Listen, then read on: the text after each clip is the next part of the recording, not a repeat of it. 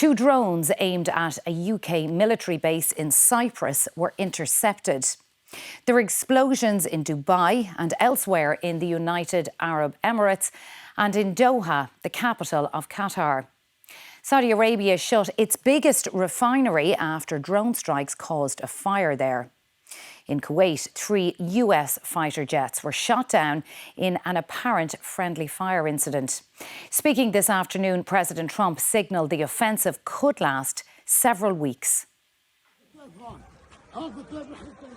People in the Lebanese capital Beirut woke to a wide-ranging Israeli air assault, which has continued throughout the day. The health ministry reported dozens killed and many more injured. Israel says it is targeting Hezbollah strongholds beyond Israel's area of control north of the Litani River. It follows a barrage of rockets launched by the armed group towards Haifa, opening a new front in this conflict. In the Gulf, massive blasts have been reported overnight in Dubai, Doha and Manama. Qatar's defence minister says its military shot down 2 fighter jets incoming from Iran.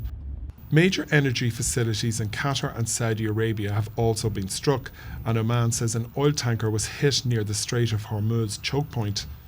In Kuwait, the military said several US fighter jets had crashed over one of its bases, with the crew unharmed.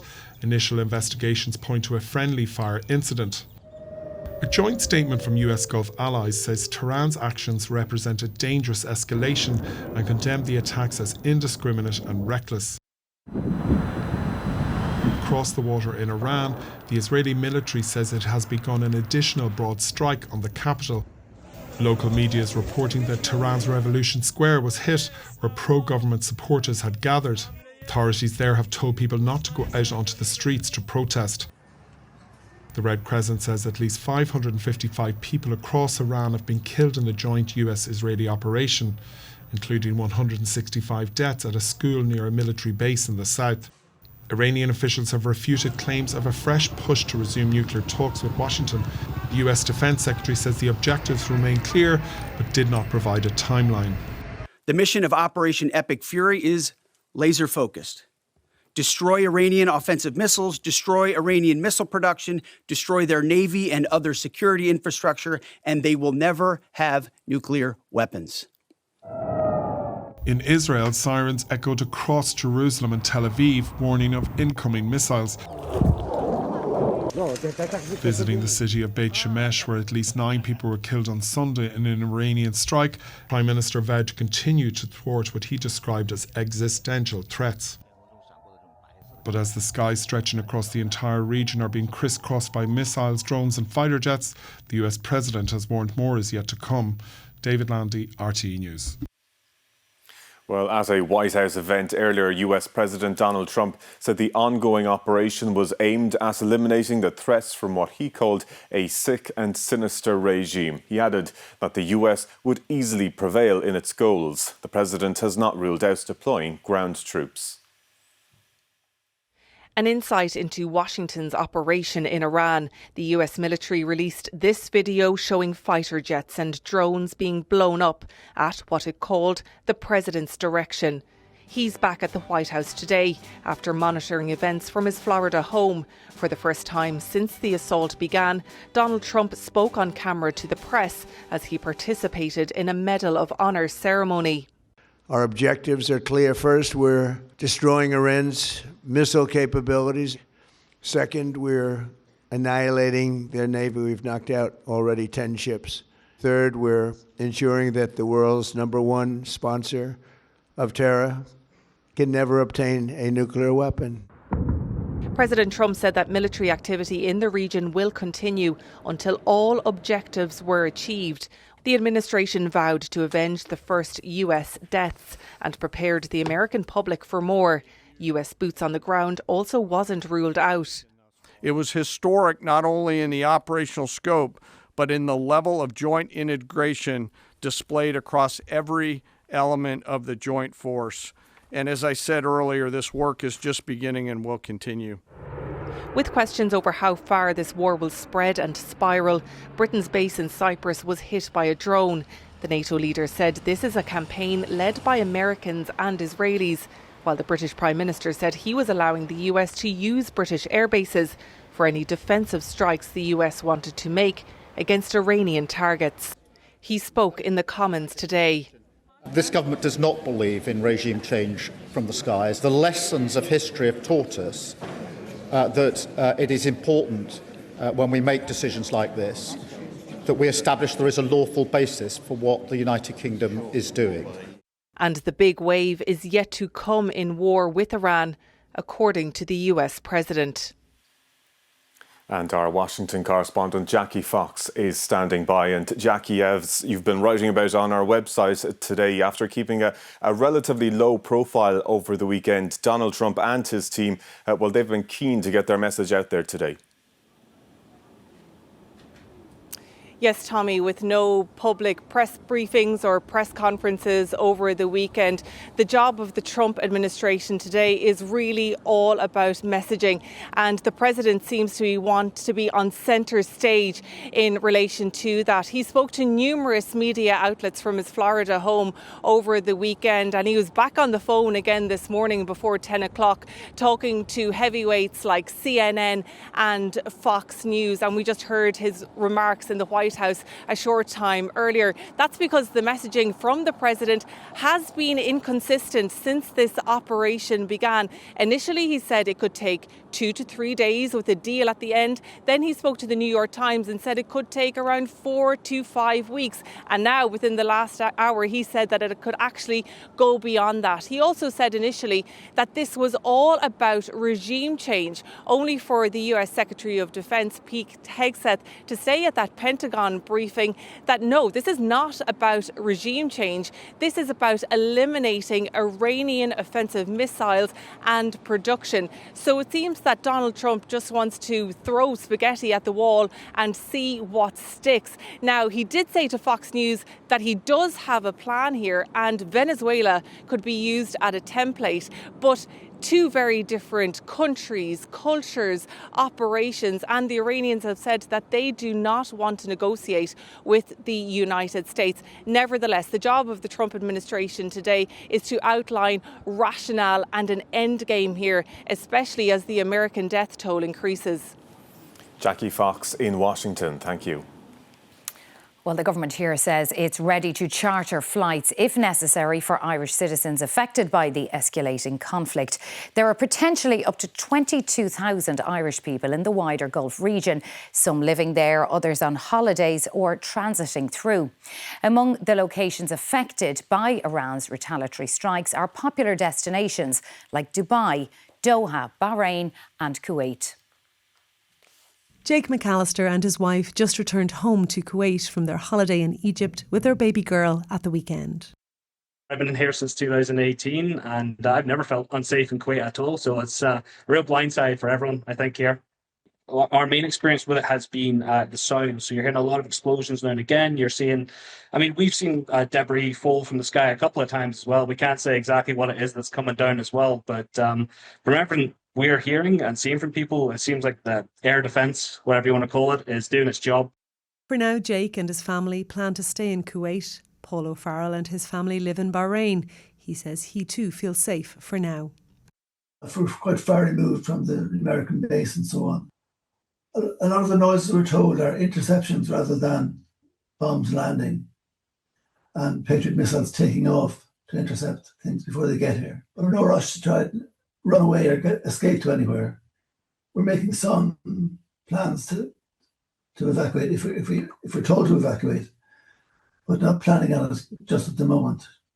Stranded en route home from a holiday in Thailand, Christian and his brother Killian found themselves closer to the unfolding conflict in Doha at the weekend. I just look to my left outside the passenger door and all I see 2 missiles in the air, about 50 kilometres.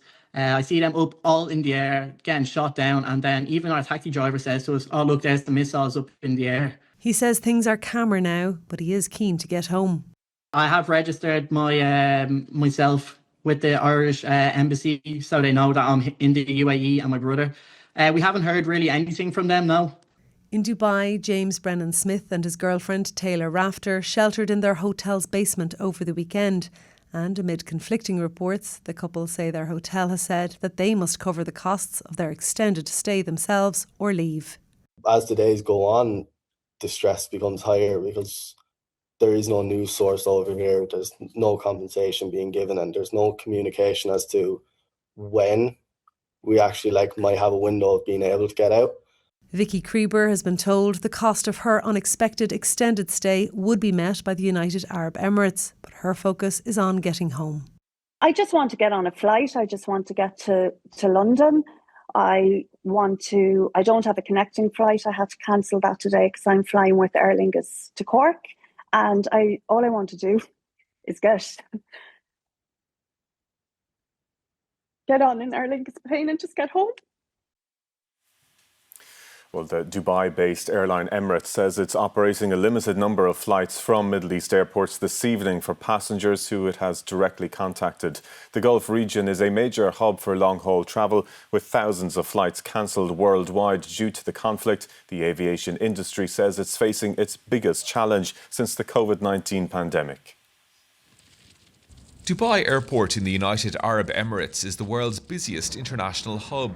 For a third consecutive day, it has remained closed, along with other major airports in the Middle East. Amid the ongoing unrest, airspace in the region is closed to flights, leaving air passengers stranded. They handle vast volumes of traffic from Europe and North America and different parts of Africa, and they funnel traffic through to places like Australia and Malaysia and all of China and eastern parts like that. So they're extremely significant, and if they close down for any length of time, we're in serious transport trouble. With up to 22,000 Irish citizens in the wider Gulf region, the government is considering all options to assist people to leave. Where we can and where we have in the past chartered flights ourselves, that of course is an option that we would prefer and that we are looking at as well. And we will have everything now in place should that possibility arise. This is one of 5 aircraft grounded at Dublin Airport, from where Qatar, Emirates and Etihad operate flights to and from Doha, Dubai and Abu Dhabi. We've had 23 flights cancelled Saturday, Sunday, another 12 today, so that's a significant number of passengers, probably talking in and around 10,000 passengers impacted so far. The Irish Travel Agents Association says there are grey areas when it comes to entitlements, given the disruption is due to war. It's what's deemed unexpected and extraordinary circumstances. So anything beyond the cancellation and rerouting is really the limit of the airline's responsibility at present. And the limitations get quite complicated depending on the origination of the flight and where that airline is based. But in most situations, a situation of war which is unexpected is most likely not going to be covered by their insurance. Impacted passengers are being advised to stay in contact with their airline, with updates being posted online and on social media channels. Fergal O'Brien, RTE News at Dublin Airport. Well, for more on all of this, let's speak now to our political correspondent, Micheál Lahan, who's at Leinster House. Micheál, what is the Irish government, what's it been saying about what's happening and its position on this war in Iran? Well, the message from the Irish government so far today still is to shelter in place and to remain in contact with Irish embassies throughout the region. But there have been meetings this afternoon. The Taoiseach, the Taoiseach, the Foreign Affairs Minister and the Chief of Staff of the Defence Forces have met and have looked at things like contingency planning and the next steps. And of course, there were those comments there from Helen McEntee about the possibility of evacuation flights. I suppose on the overall wider question, there hasn't been outright condemnation here from the government about what's happening in Iran and the US actions there this morning. The Taoiseach saying that although it doesn't have a UN mandate to do so, the UN has been unable and hasn't had the capabilities to deal with regimes like Iran. He said too that they were a malign influence in the region. But there has been criticism from opposition parties today about that stance, among them from People Before Profit, and its TD Paul Murphy said it would be obscene now if Micheál Martin was to go to the White House on St Patrick's Day and present a bowl of shamrock to Donald Trump. Micheál Lahan from Leinster House, thank you for that. European gas prices have surged by 46% this afternoon following strikes on Qatar. It led to the closure of one of the world's largest liquefied natural gas plants. Oil prices are also up and could feed through to petrol and diesel costs. Well, for more on this, we're joined by our economics and public affairs editor, David Murphy. And I suppose that is the concern, David. If this unrest continues, well, then that could feed through into prices, oil, energy prices around the world. Yeah, that's right. So the big surge today has been gas prices. Qatar has decided to close one of its liquefied natural gas plants. Now, it produces about 20% of the world's supplies, and that's why we've seen a surge in European gas prices this afternoon. The key thing really is for Irish consumers is that we don't rely so much on liquefied natural gas, but this could spill over into the wider gas market as it creates more demand for other types of gas like pipeline gas, which we use a lot of. Now, Irish companies generally book in their prices maybe 18 months in advance, but the longer this continues, the bigger the effect would be. And the same applies to oil prices, which are up around 8% today. That could feed through to petrol and diesel prices over the next week or two, particularly if this conflict continues and if it intensifies. All right, David Murphy, thank you. Well, after the killing of Iran's supreme leader on the first day of the strikes, US President Donald Trump has cited Venezuela, where US forces captured leader Nicolas Maduro last month, as a potential model for Iran. But experts say the situation there is far more complex. Our global security reporter Yvonne Murray has been speaking to experts across the world about what might happen next. This war is only 48 hours old, and it's already spread across the Middle East and to Cyprus in Europe. President Donald Trump has suggested a Venezuela-style solution where Iranian officials agree to work with the US. And there will be someone from probably from the military, although we can expect perhaps surprises, maybe someone from the Revolutionary Guard, someone from Al-Quds Force, someone that will understand that they have no choice, no other option to survive, and reach an agreement with President Trump.